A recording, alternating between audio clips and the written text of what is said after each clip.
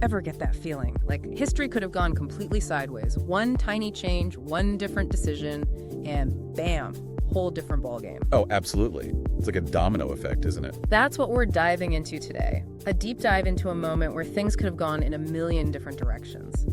The Boxer Rebellion. China, right around the turn of the 20th century. Uprisings, foreign powers, intrigue, the whole shebang.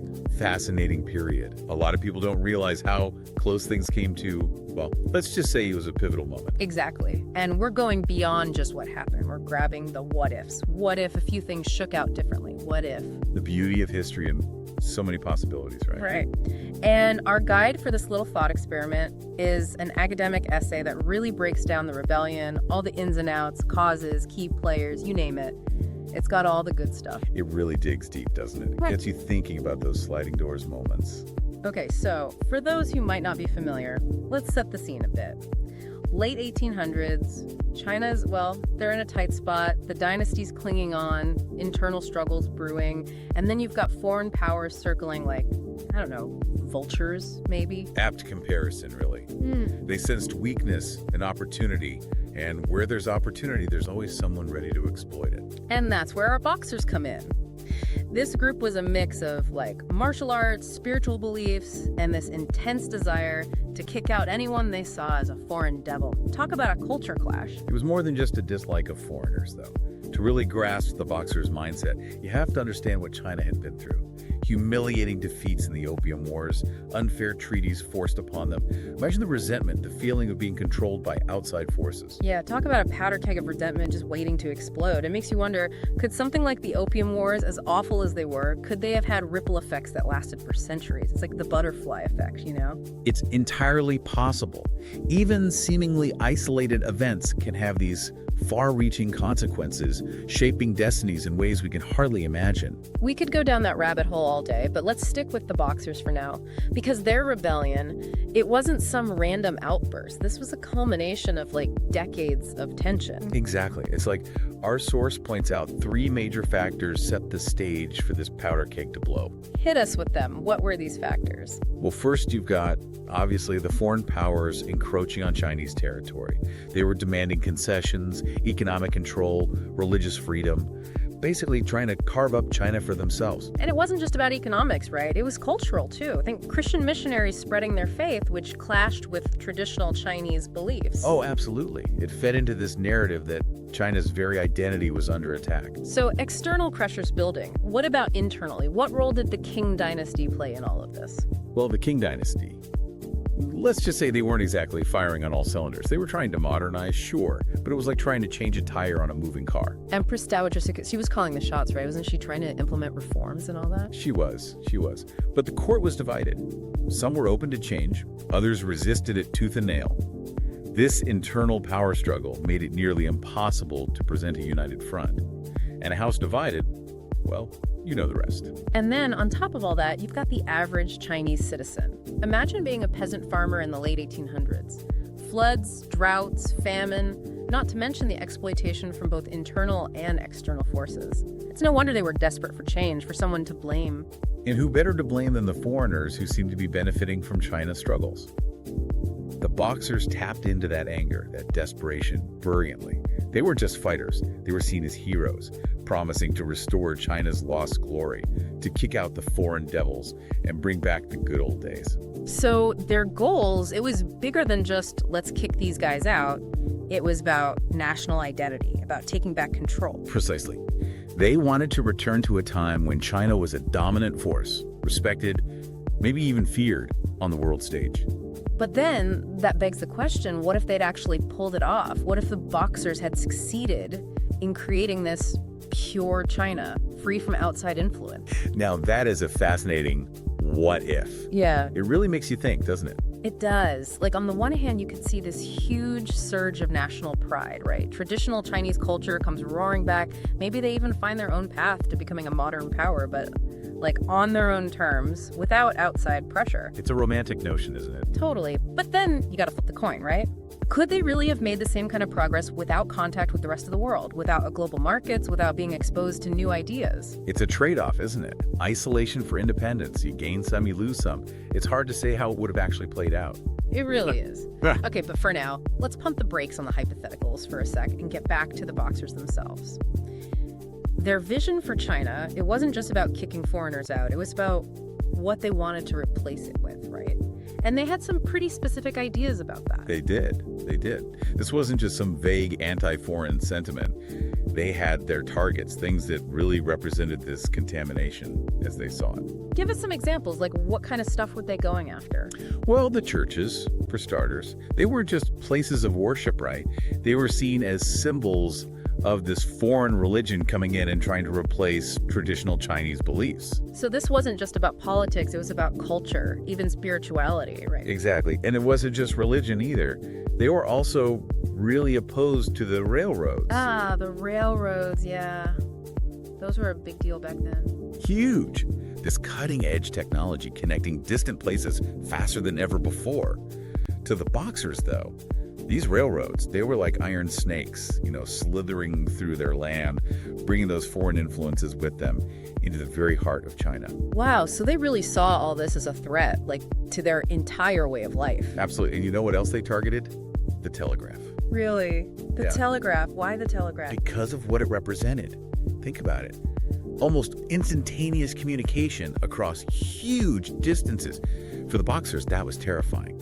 It meant foreign powers could exert their influence, spread their ideas, control information, all at the speed of light, basically. So in a way, they were trying to hold back the tide, hold back the future as it was unfolding at the time? In a way, yes. But we know it didn't work. The rebellion, it ultimately failed. What were some of those key moments, those turning points that led to their defeat? Well, the siege of the foreign legations in Beijing, that was a big one. Oh yeah, that was intense. Basically, you had all these diplomats, missionaries, Chinese Christians, all holed up in these legations, while the Boxers and even some elements of the Qing military are surrounding them, laying siege. It was a powder keg, and it was only a matter of time before dot boom. Exactly. And that's when things went truly global, right? The foreign powers, they weren't just going to sit back and watch this unfold. No, they weren't. They formed the Eight-Nation Alliance and sent a clear message. You mess with our people, you mess with us. And the Eight-Nation Alliance, that wasn't just some diplomatic mission, right? These guys meant business. Oh, they came ready for a fight, and they were equipped with much better weapons, way more advanced tactics. Yeah. The Boxers, they didn't stand a chance. The rebellion was crushed, and China was forced to accept the Boxer Protocol of 1901. Which, if I remember correctly, wasn't exactly a walk in the park for China. More like a forced march down a very unpleasant path. It was a bitter pill to swallow. Humiliating, really. Heavy indemnities, foreign troops stationed on Chinese soil. It was a harsh reminder of their defeat. So not only were they defeated militarily, but their national pride, their economy, everything took a massive hit. Exactly. It was a low point. And here's where our essay throws us another curveball. What if, and I know we're back in what if land, but what if those foreign powers had just stayed out of it? Oh, interesting. What if they just let the whole thing play out? Would the Qing dynasty have been able to survive on its own? Or would the Boxers have actually ended up being the ones to bring down the dynasty?